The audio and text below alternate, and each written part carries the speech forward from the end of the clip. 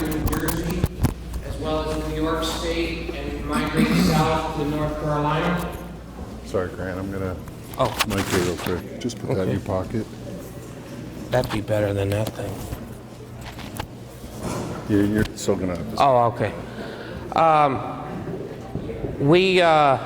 Our primary focus is honey production, as well as some pollination. As Mike said, pollination wound up being a detriment to his bees, and it certainly is to ours, but it's part of the capital process that we need money to keep going around in a circle on. Many beekeepers, commercial guys, are either pollinators or honey producers, but pollination has a big part of their financial interest in order to gain enough income and stable income to maintain their businesses. We also lease a lot of bees for honey production. So this year we had about 6,000 colonies on the ground for honey production. Most of that up in New York State. But anyway, we'll get started. I'm not real good at these PowerPoints. I tried to put this together, so just bear with me. I want to thank my daughter for helping me last night, and Joe for helping us this morning trying to patch it up. So let's see. What? Just push it to the right. Oh. Okay.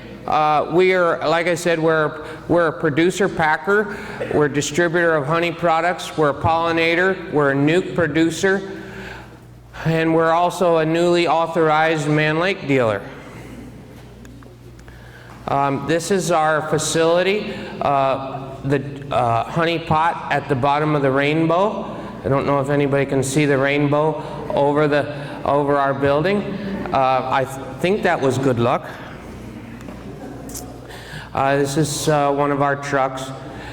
This is actually 2 years ago, pulling honey.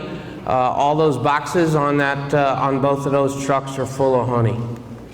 Okay, we're going to talk about nukes and how we make nukes. As many of you know, there are a lot of wrong ways of things, but there are not always right ways. I'm only going to tell you how we do it and why we do it that way. Okay, first you need strong colonies of bees.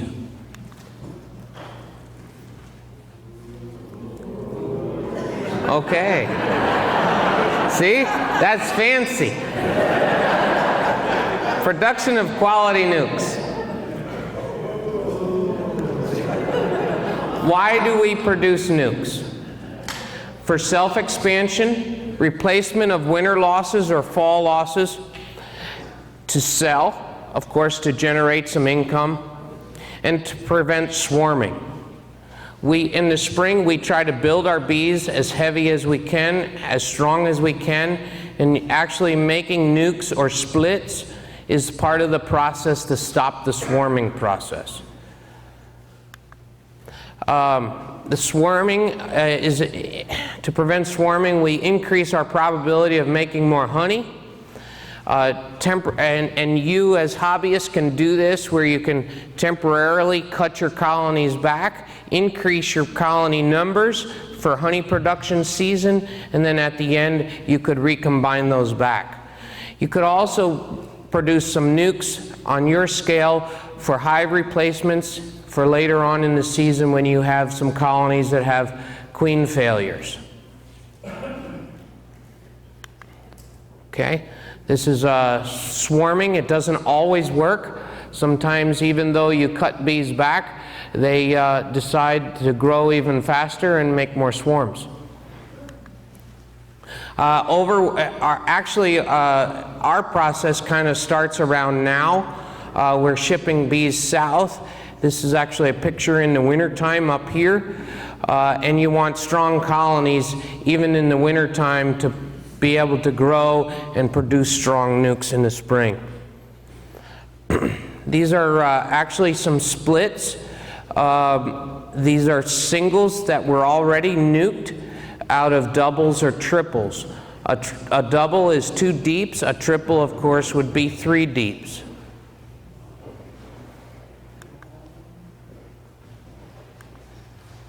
What makes a quality nuke? We produce all 5 frame nukes, 3 frames of brood, 1 open, 1 sealed, 1 mixed or sealed. And it also depends on the timing and what your need is. If your need is to sell nukes, you need to try, and you're going to be selling them in a week, you need to make sure that you have them strong enough that the colony is ready to go out the door, because you don't have a lot of time for buildup. If you're making nukes really early and you're going to allow them to grow, you can cut some of this brood back, and in order to allow the bees to produce more brood and grow, because you'll have more time. 1 to 2 frames of honey and pollen go into our nukes. If you have more time, you can reduce the amount of sealed brood and put in an empty frame give the queen some space to lay. And that all depends on your time frame. You can use a new queen, your old queen, or a cell. The other option is to also allow your bees to raise their own from an egg or something that you provided with the brood. Okay? You want to look for good solid frames of brood. So your nuke is going to be basically built like this. You're going to have honey, brood, another frame of brood, another frame of brood, and a frame of pollen or honey mixture. Okay, how to start? You need strong colonies. This increases the capability of making quality nukes and also maintaining quality when you're done. If you start with a poor colony, you're going to wind up with poor results. So you want to take your strongest colonies in order to, 1, control their swarming, cut those back, and allow the weaker ones to either grow or use those frames of brood to supplement on your weaker colonies to get them to build up. Very important is Varroa control. Varroa, everybody's probably tired of hearing Tim talk about it, hear me talk about it, hear everybody that's in the industry talk about it, but this is probably the largest problem in the industry, in my opinion. It's difficult to control something that you're not readily able to see. It's sleeping. It's just building, and you're not able to see it until all the problems have arose, and then it's too late. You also need to be sure of disease-free colonies. Make sure, if you don't know foul brood, get in a class and learn what foul brood is. Talk to experts. The minor diseases like chalk brood and European foul brood are easily dealt with, so to speak, and not as much of a crisis or emergency as dealing with American foul brood. Know what you're making and what the purpose of it is. Why am I making nukes? For us, we're making nukes to increase, to replace, and to sell. So all 3 of those things, we build those nukes differently, because the ones to sell need to go out the door faster and first, so we build that stronger. The ones we are going to replace our colonies, our losses with, we'll shrink those back because we have more time. What your purpose is going to determine how you make it. The time, the need, and the reason. You're going to either make something called like mating nukes to sell, swarm prevention, or nukes for honey production. Okay? Varroa control. This is key. Very important. I think the latest standards are, you know, when I was in Tim's position, that goes back a lot of years, but Varroa really was just coming on, and we talked about 13 to 15 mites in a sample. We're down to 2 mites in a sample, and 2 is actually almost too many. Correct? If some of you remember those days of 13 and 15, we were never going to have problems with mites. Mites had thousands, I mean, colonies had thousands of mites in them, and we didn't have problems. But we're not where we were 20 years ago. We've got enhanced viruses. We've got I don't want to get on the pesticide thing because I'm, more pesticides, more issues in the colonies. We're down to 2. 2 is almost 0. If you want to keep strong colonies, you need to be targeting the 0 range. This was actually a sample of some leased bees that we had, and the guy had treated it, and he said the treatments didn't work, and then he treated it again, and then we treated it with something else. And then I said, you know, we're shipping your bees back. We're not making honey. Well, why? I said, because there's so many bees on the ground. There's more bees crawling and covering the ground like a carpet than there are in colonies. Yeah, how could that be? I sent him the sample, 30 mites in a sample. Those colonies are dead. It's not even worth putting medicine on to try to treat them. Luckily, they're going south so they could maybe bide some time. Okay, goodbye mites. Select your frames. Find your queen in the colony as you're selecting frames, or shake the bees off the frames. We do a lot of shaking. In Mike's business, he looks for queens because he needs to keep the queen down there and not give it to you as a bonus. But we're not spending the time looking for queens. We're basically going in, building our colony, and then shaking all the bees off the frames that we're using to put into the nukes, because all of our stuff goes above excluders for the bees to come back on. I'll show you that. You want to find your desired honey frame. That's a food resource for your growing baby. You need to find pollen, food for a developing larva. Find desired brood. And you're also looking for diseases. Every time you go in your colonies, you need to be diligent on looking for disease. All kinds of disease, so that you know what you're dealing with. Okay, after selection of desired frames, place excluder. Chewy, can you bring me an excluder, please? The metal thing. Yeah.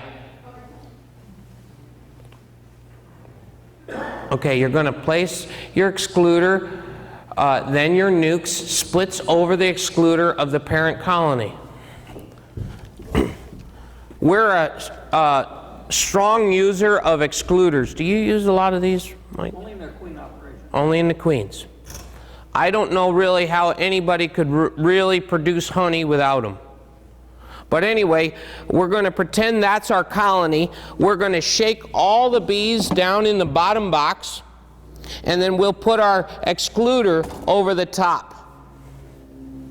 Okay? And then what that's going to do is that's pretty much guaranteeing, not always guaranteeing, that our queen is always down below. And then what we do is we stack our nukes on top of that excluder they have the brood, the pollen, the honey, whatever we desire. And then the bees that we all shook down are going to migrate up and even out. They're going to disperse among all those frames. It actually happens fairly quickly. A few hours and they've probably all readjusted themselves. Okay, and in the evening or the next morning you're going to remove all those splits. And you're going to take the splits or your nukes to other locations. If you are a backyard beekeeper, maybe you have a friend or a neighbor that's another beekeeper, and you could utilize his location just for a day or 2 or 3 days, and then move them back to your existing location. The reason that we take everything to someplace else, another yard, is because we're putting in hundreds of splits or nukes in one location for feasibility of feeding, maintenance, etc.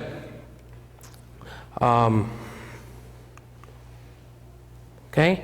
Distribute your nukes to allow orientation and growth. Okay. That picture is pretty hard to see. Does this have a laser? Push the center button. Okay, okay. This is kind of hard to see here, but there's 1, 2, 3, 4, I think there's 5 nuke boxes on top of those singles. So we've made 5 nukes out of that one colony of bees. And we still have the mother colony down below. The mother queen is down here. With the sun, it's kind of hard to see. After we pull those off and distribute these, if you're not using nuke boxes and you're using regular boxes, standard boxes, it'll give you room for a feeder, your 4 or 5 frames of bees, whatever you're making, whatever your purpose is, and then we come back the next day and we put the queens in that following morning. We all run with raised lids. What this allows us to do is it allows us to put pollen patties, other feed items, and it allows us to actually not have to put our queens down in between the combs. We can just set the queen up on top of the frames. The bees come right up and around her and introduce her just as easily, and I think it's a lot easier on us. Okay, finishing your split. Place your new queen, sell, or let them raise their own. You want to feed them with syrup, 1-to-1 syrup. That stimulates the queens. You're going to add some pollen substitute, some pollen patty, and we also treat our nukes with Apivar for mite control. What this does is it actually optimizes that treatment because there's a break in the brood cycle because you're introducing that new queen. You have limited bees, you don't have this big box of bees, and it exposes your mites more to the treatments. Okay, as you can see here, pollen substitute goes on. Every time we go into these colonies, we feed them syrup. We use sucrose syrup. There's nothing really wrong with one or the other. It's just what we use. Okay, you're going to follow up and check your nukes. Okay, if you're putting a new queen in, we go back within 4 to 5 days. Look for eggs. Most queens are out of a cage on a good strong nuke within 2-3 days at the most. 4 to 5 days, you're going to see eggs in the cells. If not, give it another day or so. Sometimes when the queens come out, they don't immediately start laying. There may be a delay, a day or so. If there's no sign of a queen after that, that allows you to have time to go back and introduce a new queen. Sometimes that happens. Why, I don't know. Some colonies just don't like to accept new queens. You could go 2 or 3 or 4, and that's really good for the queen breeder, but not good for our bottom line.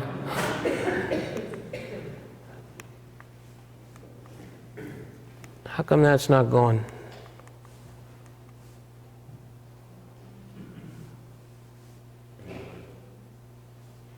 Technical glitch?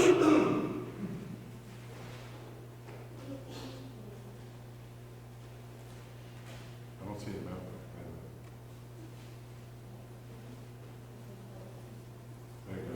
now. Okay. Well, that's how long it takes for a cell to come out. Long time.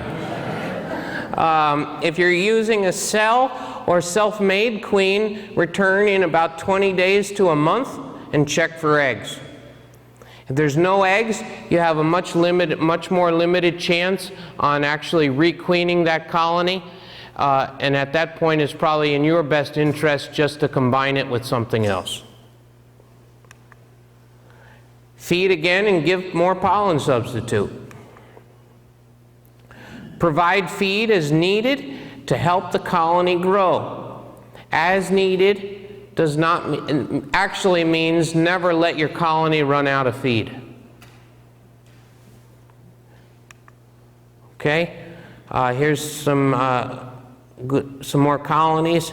You can see how they're made up. There'll be over 100 splits in a yard. Okay, feed. Feed some more. Feeding turns that nuke into this honey producer. Basically in about a 1.5 to 2 month time. And you're going to feed some more.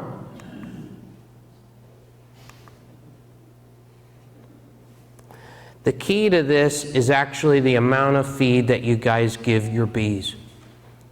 You can take anything and make it grow, but you have to provide it with food. You cannot depend on just, hey, there's some dandelions, there's some flowers, there's some whatever's out there growing, there's blooming trees. Sugar is bad for bees. No. If it was bad for bees, all the bees in the country would be dead, because all commercial guys need feed in order to make bees grow. That's basically those nukes in about 2.5 to 3 weeks' time. That colony, that nuke that you saw, back a few pictures, 4 to 5 frames, turns into this in about 3 weeks, and therefore then is ready for honey production. Here's one of our load-out yards. There's over 700 colonies in that yard. That's in North Carolina. Okay, your success, it only depends on you.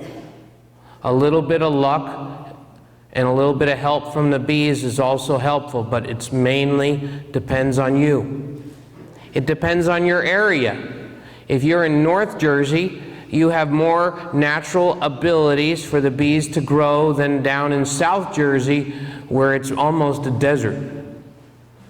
Pine trees don't really make any bees grow. The time of making or buying your nuke. This is very important, people, and I'm not trying to promote myself here, but you really should not be buying any nukes after June 1st in New Jersey. April and early May, you will have your best success. Okay? This is our ultimate goal, is to make honey. So we have to build our bees accordingly and time frame wise to allow them to grow to maximize honey production. Another bee yard. This is actually the first round of honey pulling for us. We take this off in about the middle of July through August, and then we re-super and we pull this many more boxes again in the fall from September 15th on. We just actually finished pulling, I'm going to say about a week ago, and extracting. Grant, is that New York or New Jersey? This is actually, this location is in New York. Okay? New Jersey's honey production, I think their average is down, the statistics is about 30 pounds.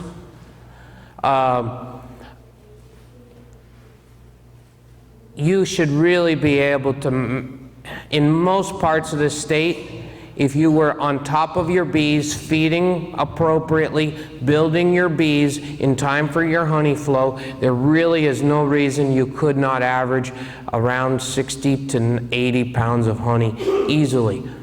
I'm not sure who, but we have sold some nukes here to the Northeast branch, and some of those people made 90 pounds, which is pretty good, in my opinion. Anywhere, even parts of the Dakotas aren't giving 90 pounds. Yes, sir. I'm new, so this could be. That's okay. I'm old. If you're resuperating so quickly, are you using formic acid because it's a short time period, or are you not treating at all until after the second? We do use some formic acid in July and August. Okay, because it's 14 days or whatever. Right. We treat with Apivar early in the spring. Our mite levels in July and August are actually between 0 and 2. It's not critical. After we pull our honey, we treat again. Most of our second treatment gets done in North Carolina. And that might be Apivar. Well, we use Apivar in the spring. We try to use something else, some other optional treatment in the fall, or late summer and fall. Part of our problem is we can't get around, and in any large operation, you cannot get around fast enough to get all the work done. It's just not enough time and not enough people to do it. Unless you're like Paramount Orchards that have all the money in the world and can do whatever they want to do. Okay, your success depends on you. This is not us. Actually, this is in Georgia. A friend of ours sent this picture. Why he decided he was going to drive in the ditch instead of the road, I have no idea. But remember, your success depends on you. Plus, it was two-wheel drive. Okay? You recognize that road? No. Actually, one of Hackenberg's old guys. I want to thank you for this opportunity. I want to thank our customers that help support us, and our family and the people that work for us. Without our customers, the people that buy our honey, our products, etc., that all goes to help support, in our operation, approximately 11 families. I want to thank my family. Without them, I would only be half the operation that I am. I owe a great, great appreciation for my family.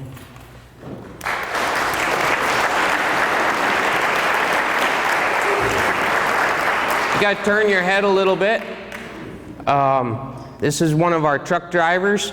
This was actually a swarm that we saw in the tree while he was helping me one day. Not very many truck drivers come out and want to help you work some bees, but he's one of the guys that does that. And there was this nice yellow comb up in the tree with some honey in it, and he said, "Let me have that." And then he said, "Hey, take a picture for my grandma." He's actually from Turkey, served in the Russian military in Siberia. Very interesting fella. But anyway, the next day, he sent that to his grandma, and then the next day she needed some comb honey. So that's what she was. I'd also like to thank our employees. One of them this past summer is Alex Warcola. You may recognize him, a great asset to our business. This is not all of our employees, but our main crew out in the bee yard. And I would also like to say happy birthday, Lily, which today is her birthday, turning 19.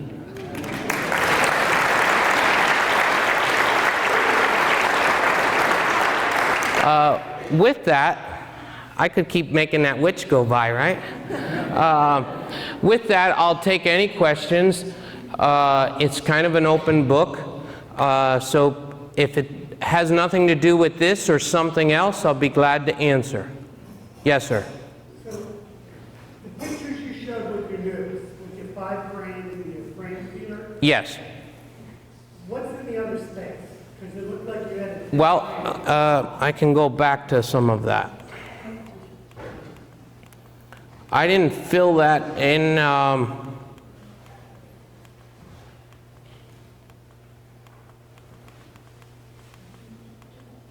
Let me get to one of those. Yeah, if you could find, oh, there's one. Okay, you're talking about the voided space. Actually, when we go back and we check for queens, we actually fill that in. Okay? I tried this a few years ago. I kind of liked it because in order for us to go back and check queens, we would have to open and take out frames in order to do it. So I decided, okay, we're just going to make it and leave some space. And then when we get an opportunity, we're going to go back and check, and we generally do that within 4 to 5 days.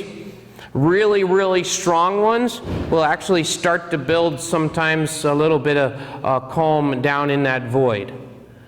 But as soon as we know it's queen right, we go back in and fill that in, right on the spot. We check it, we egg check it, and we fill those frames in. So when you equalize above the queen excluder, Yes. you also leave that void there? Yes. At that time? We make our split up, and then we leave that void. And then we take that off the colony, put it on a pallet, because everything that we have is on pallets. Now, if you're taking off 4 or 5 off of one colony, it may or may not make a lot of difference, but we try not to put those on the same pallet. At minimum, we'll put one on this corner, one on that corner, to try to get the bees a little bit separated. My own personal feeling is if you put them both on the same side, one is probably got more scent or attraction than the other, and since they're the same colony, they may decide to drift one way or the other. So we try to spread them out on different pallets. Maybe that's overkill, I don't know, but that's the way I like to do it. Yes, Jeff. Hey, Grant, a few slides back, when you put the queen cage on top of the frames and feed the pollen patties, how long do you keep the hive open for, or do you put like a shim on it and put a lid on it? Oh, okay. As you can see, will you go to that slide? It's easier for you to find, probably.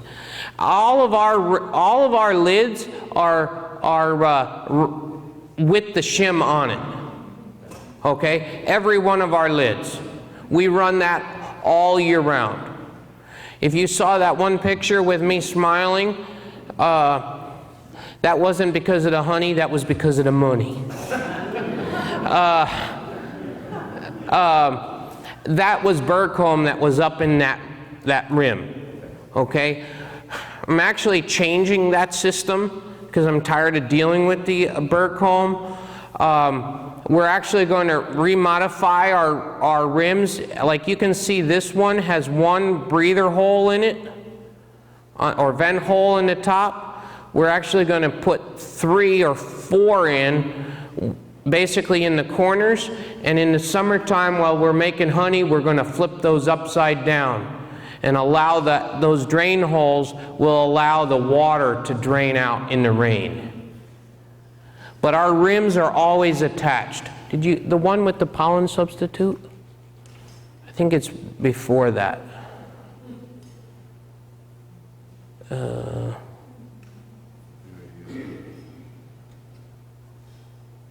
No, it's got to be right in here someplace. It might be that. No, that's brood. It's got to be down in here somewhere.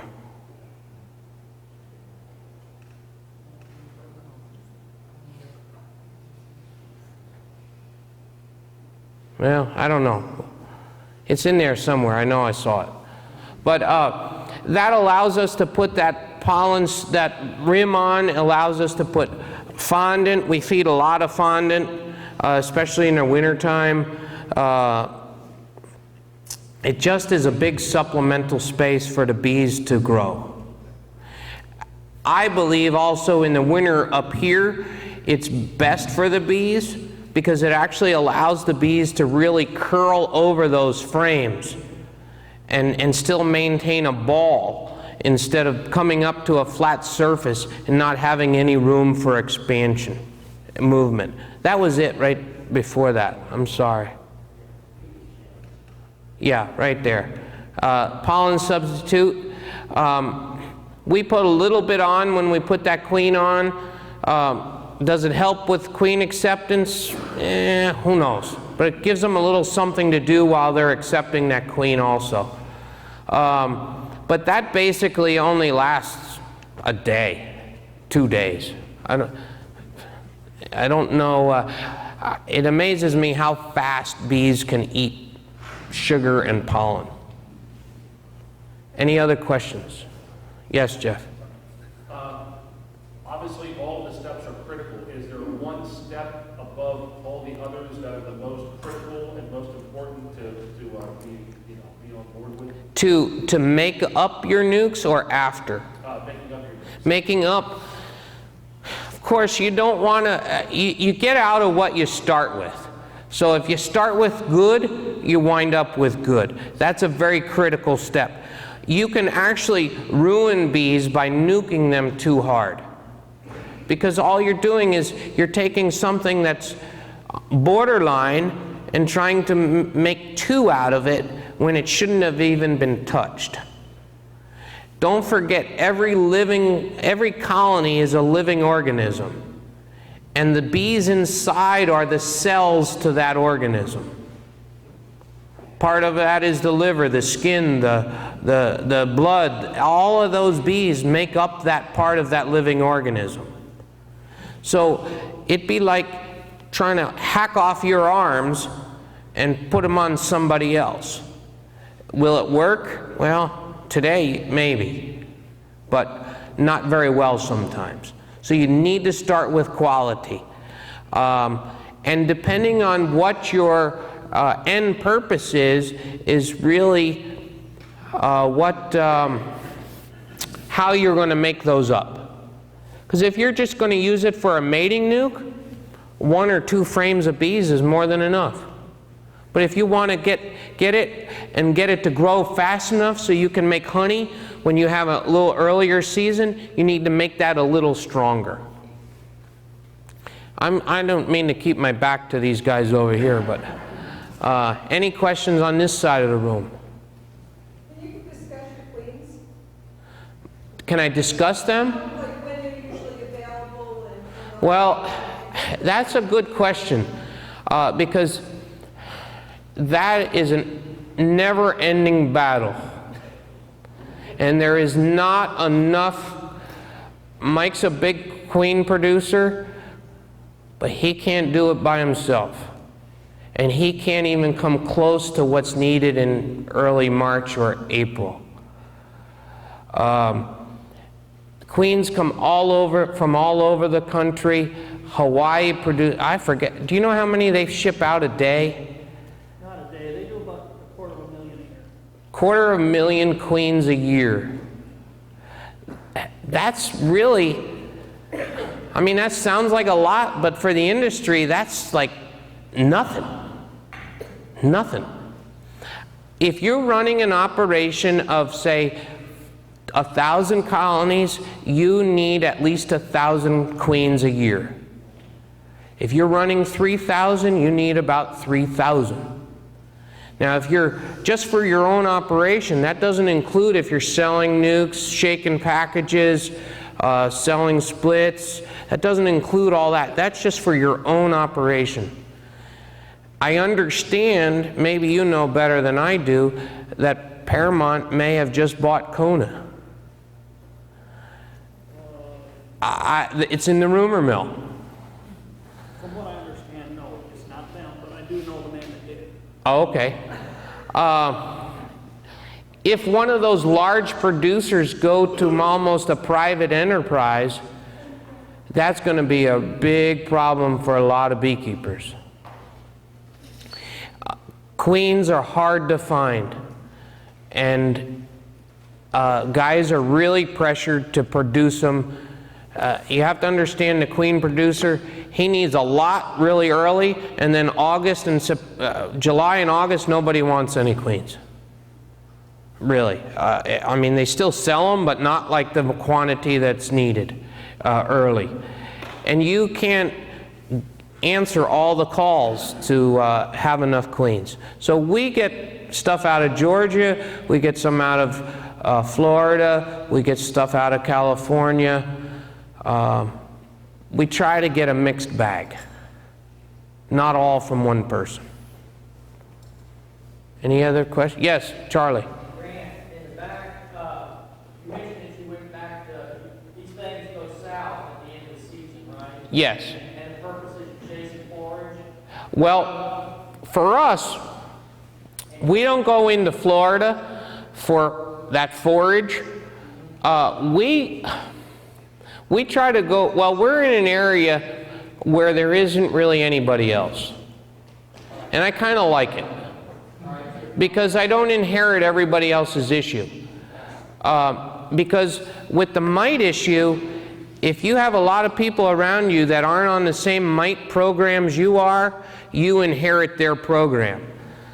And their program probably isn't very good. So as hobbyists, remember, you are affecting your neighbor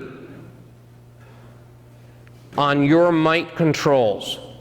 And that's very important to understand. This no treatment, bees can handle it, organically, whatever, is really affecting your neighbor. When yours crash and before yours crash and die, you've already affected your neighbor. And he may have spent $20 or $30 or $40 a colony to get his mites under control, but you just actually caused him a complete loss. People don't want to hear the truth, but that's really the truth. Cut me off when my time is up, Janet. So we go to an area which isn't always the best. It's good buildup for us.